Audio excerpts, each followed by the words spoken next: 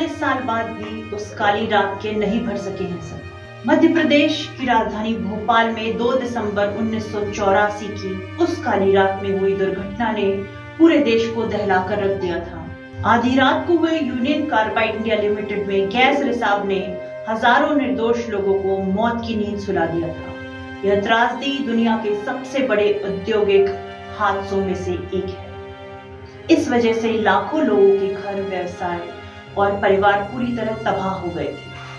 Bhopal gas त्रासदी का दर्द और टीस आज भी यहाँ रहने वाले लोगों के बीच में महसूस की जा सकती है। हालांकि इस गैस त्रासदी के बाद केंद्र एवं राज्य सरकारों द्वारा कई सारी योजनाएं और विभागों का गठन किया गया, लेकिन गैस त्रासदी से उत्पन्न हुई समस्याओं को रोकने के लिए राज्य सरकार की ओर से भोपाल गैस त्रासदी राहत पुनर्वास विभाग का साल 1985 में गठन किया गया। वहां दूसरी तरफ देखें तो भारत सरकार ने एक सार्वजनिक देयता बीमा अधिनियम 1991 बनाया, जिसका अर्थ खतरनाक उद्योगों से जुड़ी दुर्घटनाओं के पीड़ितों को तत्काल राहत प्राप्त करना था। अधिनियम के तहत प्रभावित लोगों को मुआवजा देने के लिए एक पर्यावरण राहत कोष की स्थापना की गई।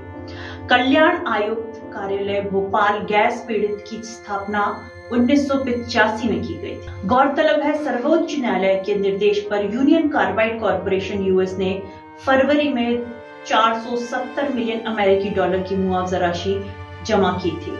भारत सरकार ने त्रासदी के बाद मुख्य रूप से गैस पीड़ितों के लिए अस्पताल आधारित सेवाओं को बढ़ाने पर ध्यान केंद्रित किया था। इसीलिए आपदा के बाद कई अस्पतालों का निर्माण किया गया। जब यूसीसी यूसीएलआईएल में अपने शेयर बेचना चाहता था, तो सुप्रीम कोर्ट ने उसे जीवित बचे लोगों की चिकित्सा देखभाल के लिए 500 बिस्तरों वाला अस्पताल वित्त पोषण करने का निर्देश दिया। इस प्रकार Bhopal memorial hospital and research centre BHMRC का उद्घाटन 1958 में किया गया और यह जीवित बचे लोगों को 8 साल तक मुफ्त देखभाल देने के लिए बाध्य था। इसके बाद 1985 में भारत सरकार ने यह सुनिश्चित करने के तरीके के रूप में भोपाल गैस रिसाव आपदा अधिनियम लागू किया कि दुर्घटना से उत्पन्न दावों को तेजी से और न्याय संगत तरीके से निपटाया जाए। इस अधिनियम ने सरकार को भारत के भीतर और बाहर दोनों जगह कानूनी कार्रवाई में पीड़ितों को एकमात्र प्रतिनिधि बना दिया। यूसीआईएल कारखाने के आसपास की आबादी को सुरक्षित पेयजल उपलब्ध कराने के लिए मध्य प्रदेश सरकार ने जल आपूर्ति सुधार योजना का प्रस्ताव रखा था। इसके साथ ही त्रासदी के परिणाम स्वरूप सरकार द्वारा पर्यावरण संरक्षण अधिनियम 1986 बनाया गया था।